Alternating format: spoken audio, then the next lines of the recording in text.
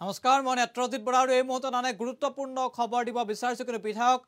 ৰমাকান্ত দেউৰীৰ মন্তব্যক লৈ এবাৰ মাজুলীত প্ৰতিক্ৰিয়া প্ৰকাশ কৰিছে বিভিন্নজনে মাজুলীৰ সত্তাধিকাৰ জনাৰ্দন দেৱগোস্বামীয়ে প্ৰকাশ কৰিছে প্ৰতিক্ৰিয়া এটা গুৰুত্বপূৰ্ণ খবৰ আমি এই মুহূৰ্তত জনাই আছো গোসাই ব্ৰাহ্মণক কটু সমালোচনা কৰিছিল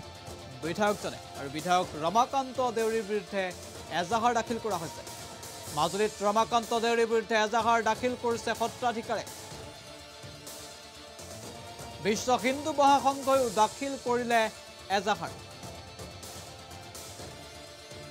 বিধায়ক ৰমাকান্তৰ মন্তব্যক লৈ এবাৰ খুব মাজুলীত গোসাই ব্ৰাহ্মণ সন্দৰ্ভত কটু মন্তব্য কৰিছিল মৰিগাঁৱৰ বিধায়কজনে আৰু ইয়াৰ পাছতে প্ৰতিক্ৰিয়া প্ৰকাশ কৰিছে মাজুলীৰ উত্তৰ কমলাবাৰী সত্ৰৰ সত্তাধিকাৰগৰাকীয়ে বিধায়কজনে ৰাজহুৱাভাৱে ক্ষমা খুজিলেও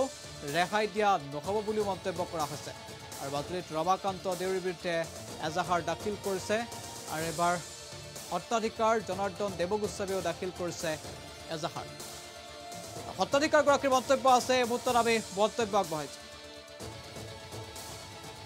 আচলতে ৰমাকান্ত দেউৰীয়ে যিটো ভুল কৰিলে ই অক্ষমনীয় তেওঁ এচি ৰুমত বহি এনেকৈ সাম্প্ৰদায়িক মন্তব্য প্ৰদান কৰি পেলাই তেওঁ ক্ষমা বিচাৰিব সেইটো মাজুলীৰ সত্ৰীয়াসকলে বিচৰা নাই আৰু বিশেষকৈ আজি আমি তেওঁৰ ওপৰত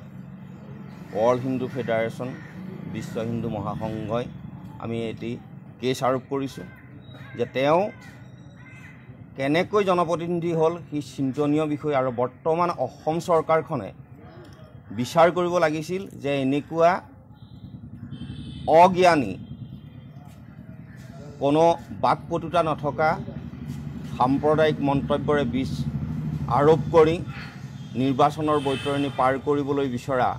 এজন প্ৰতিনিধিক কেনেকৈ বিজেপি চৰকাৰখনে সদস্যভুক্তি কৰি ল'লে আৰু বিধায়ক ৰূপে নিৰ্বাচন খেলিবলৈ ৰায় দিলে সেইটো আমাৰ চিন্তনীয় হৈছে যিহেতু যি সময়ত বৰ্তমান অসমৰ সমগ্ৰ সত্ৰীয়াই কোনো সাম্প্ৰদায়িক বিষ আৰোপণ নকৰি পেলাই সকলোকে আমাৰ মিচিং দেউৰী বা বড়ো কছাৰী সকলোকে আপোন কৰি লৈ সত্ৰবিলাকত তেওঁলোকৰ শৰণ ভজন বা ভাতৃত্ববোধৰ যি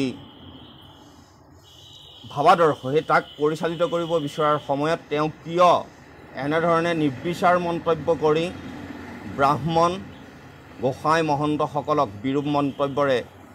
তেওঁ জনসভাত অপমানিত কৰিছে আৰু বিশ্ব হিন্দু মহাসংঘ অসম আৰু দক্ষিণপাট গৃহস্বামী সত্ৰৰ সত্তাধিকাৰ জনাৰ্দন